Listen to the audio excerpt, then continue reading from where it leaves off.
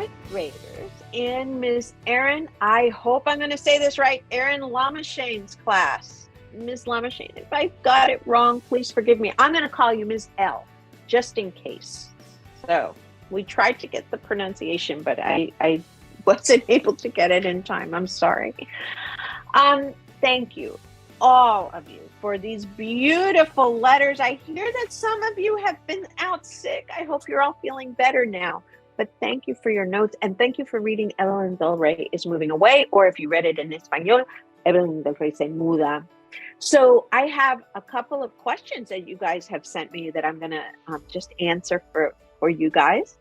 The first is, people always ask me this, is this a true story? That is the trickiest question you can ask an author, because every story is true and every fiction story is made up. How does that work, right? So here's the thing. When I'm writing for kids, what is 100% true is the feeling of the story. The feeling the child has, the main character has about what's happening. Like that piece, I try to get exactly right. What changes sometimes, what can be made up, are some of the details. And I make those up, or I change them to give the story a shape. Usually a story is shaped like this, like a bell, right? We start out with a character, we get a problem, and the problem has to be solved by the end. If you don't have a problem in the story is just sort of flat, right? And you don't really know why you're reading it. You're not really invested. You've probably read books like that don't feel very interesting, right? So in writing this picture book, I knew I wanted to write about friends, right? I wanted to write about loving a first friend. Do you remember your very first friend? It might not be the best friend you have now, just your first friend. Most people can remember. And you know what's weird? Even adults can do that. They can tell me their friend's name and what street they lived on and things like that. So I'm going to show you my first friend really quickly. Here she is. Okay, this is a birthday party of mine. This is me in the pink dress. I'm holding up my Coca-Cola. But here's Laura and Kyoko and Beth. And this is Josephine is this girl here, and Rosa and Geraldine, and this girl in the striped dress is my friend Evelyn Guzman. Yeah, Evelyn Guzman lived a couple of blocks away from me. Evelyn Guzman was my first friend. We had a lot of things in common. We were both in New York. We both lived in apartments that looked almost exactly the same, right? The same layout. In Queens, there are blocks of apartments that are like the same, one after another.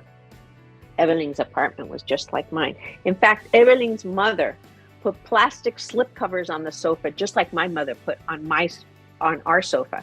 So when you were hot and sweaty in the summer and you were sitting on the sofa, if you had to get up, you had to peel yourself off. It was like Velcro, right? Very painful.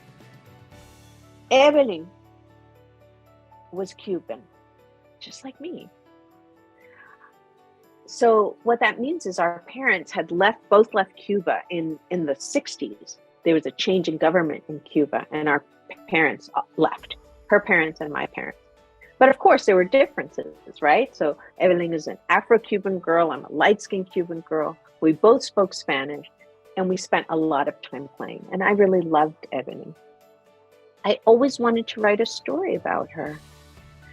But I couldn't think of what the story was, because the truth is that we just lost touch over time, and that was that. But I went to the Highlights Foundation one time, and I worked with an illustrator there. Her name is Shadra Strickland, and she said to us, okay, we're going to practice writing picture books. She said, in 1 minute, I want you to write every problem you could have when you were 6 years old. Go. I want you to try this with your teacher. It can be funny, and it could be any age, 6, 10, whatever age you want. all the problems you could have. So we went crazy, right? Like, I lost my sandwich. I threw up. I wet myself. My teacher doesn't like me. On and on, all the things that would happen when you're 6. And then I came to my best friend moves away.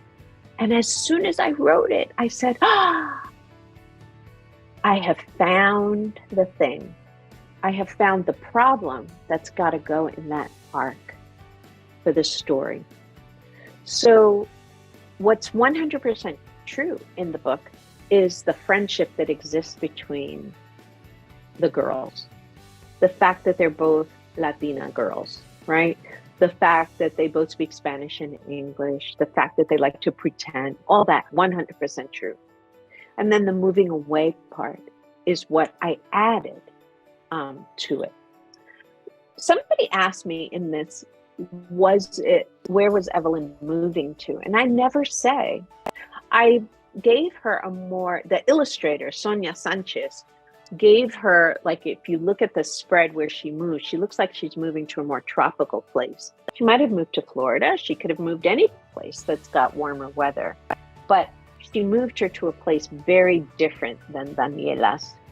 So I left it open. I didn't say where, because I think we move on for so many reasons, right? Sometimes we move because of our parents' jobs. Sometimes we move because, we need a bigger house or a different house. Like, there's a million reasons.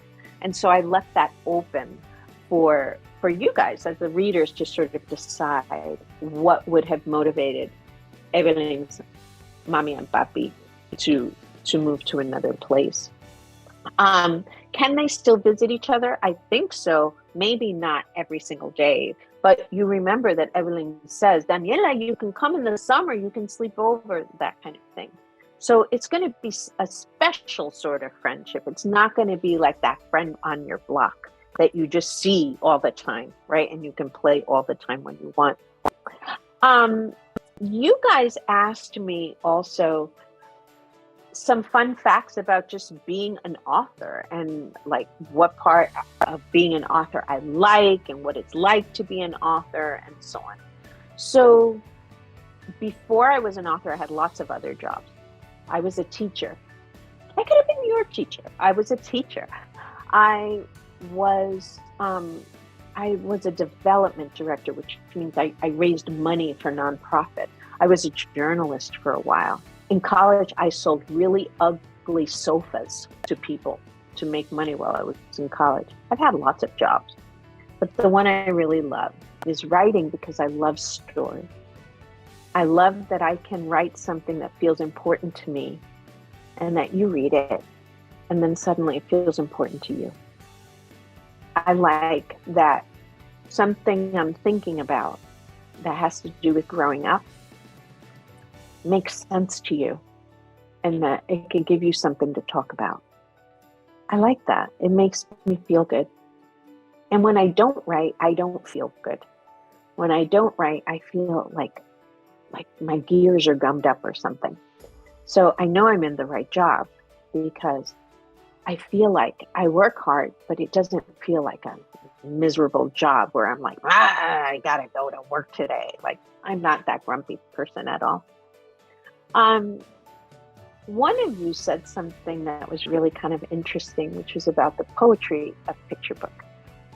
And I'm really so grateful that you came to it, and that in the 4th grade you can see it. So when I think of a picture book, I think it's a poem, not a rhyming one necessarily, but I like it because, like a poem, you have to tell this really big story about friendship and love and connection, but you have to do it with tiny number of words and pages.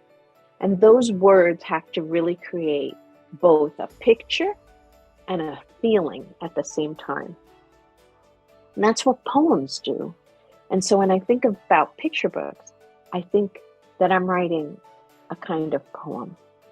So I really appreciate that you saw that. So when you are continuing to write in your life as fifth graders, sixth graders, 10th graders, 11th graders, when you're writing poetry, you can remember you can also write a picture book. It's in a lot of ways the same thing. So, Miss L's class, thank you so much for your kind letters and for letting me know that you read the book. And I hope you enjoy other books that I wrote, like the Mercy series, and let me know how you like them. Until then, be well. Adios.